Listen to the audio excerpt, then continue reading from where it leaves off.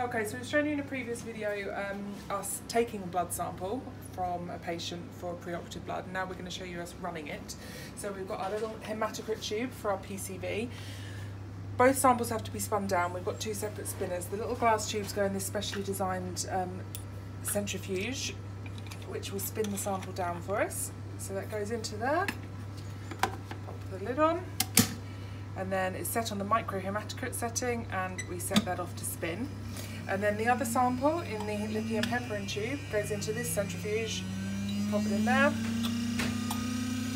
We just have to make sure it's set to 2 minutes spin time and start that off as well. Okay, so both machines have finished spinning now, so we're going to take our sample in the lithium heparin tube. Now we need to draw out, you can see the sample's been separated into the red blood cells and we've got plasma on top, so we need the plasma. So we have to draw it out with a pipette without collecting any of the red blood cells. It's a little bit delicate procedure. Okay, then we've got that, and then we need to get it set running in this machine. So we take a little sample cup, put the plasma in there. Okay, and then that goes into this machine here. We need to get the machine set running, so we select the correct patient on here. This is the central lab station. Select the correct machine, so we're running a biochemistry, so that's this machine here. Okay, and that's all set to run. Now this machine will start flashing at us, so it's ready to go. So we've got the pipettes all full up.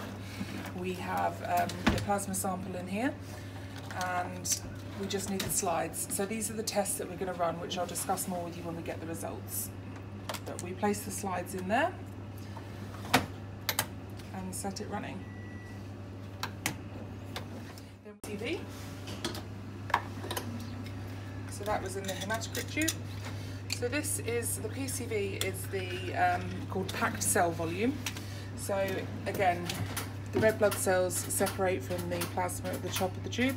So we're just reading the level of red blood cells in their blood in a percentage. So we can see here, we measure the line at the bottom with the top of the bung of the plasticine. We then measure the top line, the 100% line, with the top of the glass tube, which is the top of the sample. Then what we're doing is where the two meet, so the plasma and the red blood cells meet, we're measuring that line there. So this is at 55%. Hi everyone. We have the blood results that the nurses were just taking, and we thought we'd just run through what they generally mean. So in this case, it's a basic profile for us just to know that kind of under an anaesthetic procedure, we don't have any alarming results. So the first one we have is glucose, which is within the normal limit. So we want to see most things in this middle range. We obviously look at whether something is on the lower side or the higher side. So glucose is the first one. The next three are creatinine, urea, and a ratio. They are our kidney enzymes, and they're also within the normal limit, so we're happy with that. The next three or four in this case are protein values, so they help us understand if the individual has got an infection starting or whether there's dehydration or sort of anything to do with protein loss. In this case, they're also all within the normal range, so that's total protein, albumin, and globulins. And then our last two are liver enzymes, so alkaline transferase and alkaline phosphatase. They are, in this case, very slightly raised and on the slightly lower side.